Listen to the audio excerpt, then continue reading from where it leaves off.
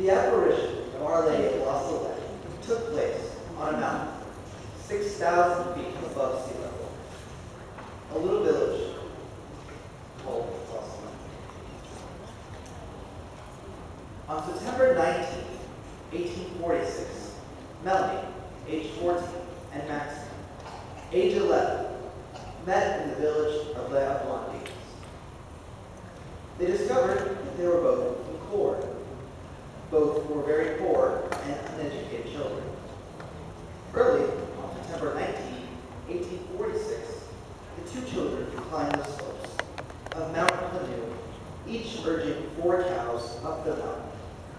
Besides his own flock, Maxim had a goat and his dog, Lulu.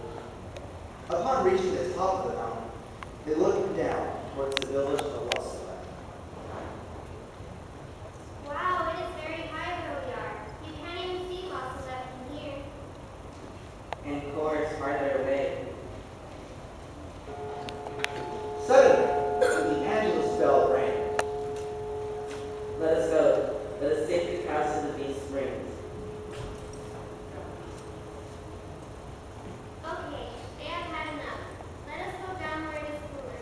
Let us leave the cows here. Contrary to their habits, the two children laid on the grass and fell asleep.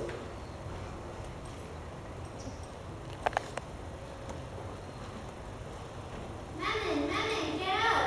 Let's look for our cows. I don't know where they are. Let us go find them. Quickly, they climbed the hill facing Mount Garden. From where they are, they can see the surrounding area. Once again, the two little shepherds descended down the hill. Suddenly, halfway, Melanie froze, stunned, and let her shepherd stick fall to the ground. Near the small dry brook, on one of those stone benches, there was a glow of fire. Memin, look over there, a light. What is it, Melanie? Look there, the bright light. Where? Oh yes, I see it. The ball of bright fiery light grew bigger. It is some 25 feet across the center. It is brighter than the sun. It is opening up. The ball of fire opened up to show a radiantly beautiful lady inside it.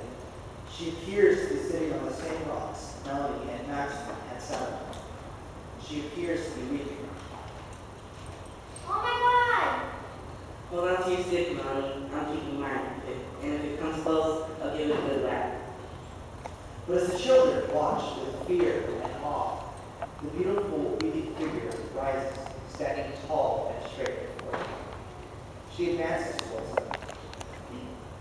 The beautiful lady tells the children her message. Come near, my children. Do not be afraid. I have great news for you and my people. Melanie and Maxim are not afraid anymore. God! She weeps all the while she speaks to us, but how beautiful she is. If my people will not obey, I shall be forced to let go of the arm of my son. It is so strong, so heavy, that I can no longer hold it. For how long a time do I suffer for you?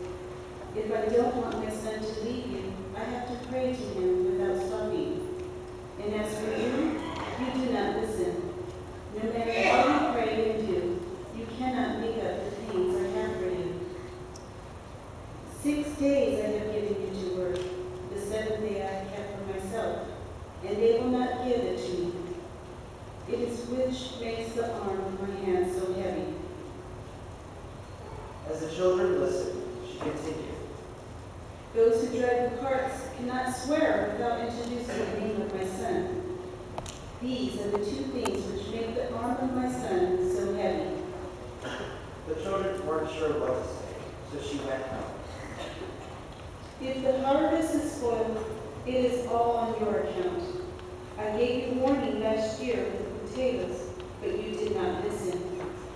On the contrary, when you found the potatoes spoiled, you swore. You took the name of my son in vain. They will continue to decay, so that by Christmas there will be none left. But with a hopeful tone, she continued. If they change their ways, the stones and rocks will change into mounds of wheat, and the potatoes will be self-sown in the land. As the children continued to listen to the beautiful lady, she asked, Do you say your prayers well, my children? Not really, ma'am. You should say your prayers daily, speaking often to our Father and to me, your Heavenly Mother. At least pray the Our Father and the Hail Mary. When you have time, do more. Do you go to church often? Not often. We go when our parents take us to church. Ah, my children, it is important for you to go to church. There you will hear the love of my Son for you. Well, my children, tell everyone what I have told you.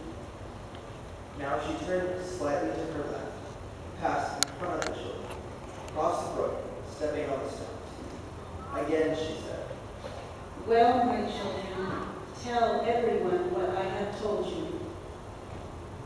Meanwhile, the two witnesses were still standing motionless at the spot where the conversation had taken place. When suddenly they realized the heavenly visitor was already some steps away from them. In their eagerness to join her, they ran across the brook and were with her in a moment. Thus, in the company of Maximum and Melanie, the lady moved along, gliding over the tips of the grass without touching it, until she reached the top of the hill. At day's end, the children returned to the village. Maximum told his employer about the beautiful lady that he and Melanie saw on the mountain. Melanie narrated the same story to her employer, Mr. Croft. Mr. Croft brought the two children together and talked to them separately. Both children did not deviate from the story that each told to their employers. Melanie described in detail how the beautiful lady was dressed. It was then that they believed that the children were telling the truth, and that the beautiful lady must have been the Blessed Virgin Mary. Both Mr. Croft and everybody else wrote down the story that very night. The story spread like fire in the village. The pastor of Salett heard and believed. The church gives approval of the event. After 5 years, at the end of a detailed and strict investigation, the most Reverend Bishop Philibert, the Bishop of Grenoble, the church confirmed in 1851 that the apparition event was true, and that the beautiful lady was Mary, the mother of Jesus. The two little missionaries made known the message of Our Lady. The missionaries of Our Lady of Salett was born from this apparition. They're now in the top 5 continents of the world: priests, brothers, sisters, and now lay people. Many miraculous healings have happened. Physical and spiritual conversions have been reported.